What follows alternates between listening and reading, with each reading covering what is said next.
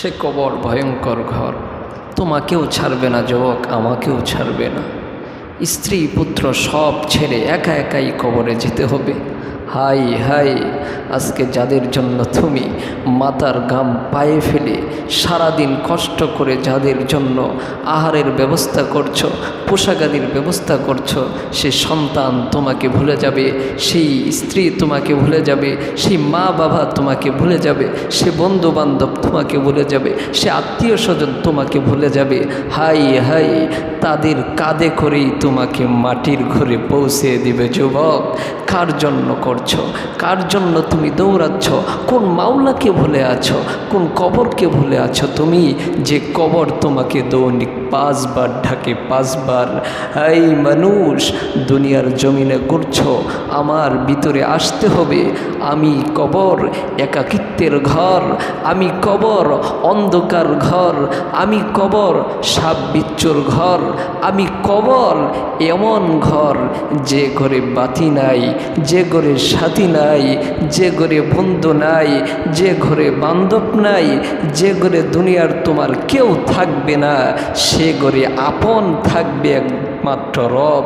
সে আল্লাহকে যদি রাজি করে, আল্লাহকে খুশি করে তুমি কবরে আসতে পারো যুবক, আমি কবর তোমার জন্য জান্নাতের বাগান হয়ে যাব।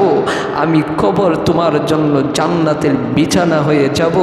আমি কবর তোমার জন্য শান্তি আরামদায়ক স্থান হয়ে যাব। আর মনে রেখো, যদি এক জাররা পরিমাণ গুনাহ নিয়ে কবরে আসো, আমার ভিতরে আসো, তাহলে আমি কবর তোমাকে এক পাশে থেকে অপর পাশে এমন জোরে চাপ দিব, তোমার এক পাজরের হাড্ডিগুলো অপর পাজরে ঢুকে যাবে, তোমাকে ছিন্ন ভিন্ন করে দেব আমি কবর। শুধু তাই নয়, আমি কবর তোমার জন্য জাহান্নামের গর্ত হয়ে যাব, জাহান্নামের অগ্নিকুণ্ড হয়ে যাব।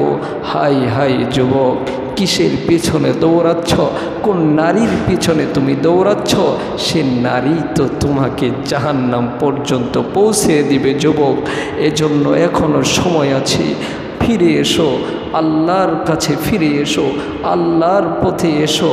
5 ওয়াক্ত নামাজ ধরো, রমজানের রোজা রাখো, আল্লাহ তাআলার বিধানগুলি মানো, আল্লাহর হাবিবের সুন্নাহ নিজের জিন্দেগিতে বাস্তবায়ন করো, নবীজির সুন্নতির পোশাকে তোমার শরীরটা সাজাও, তোমার দেহটা নবীর সুন্নতে রঙিন করো।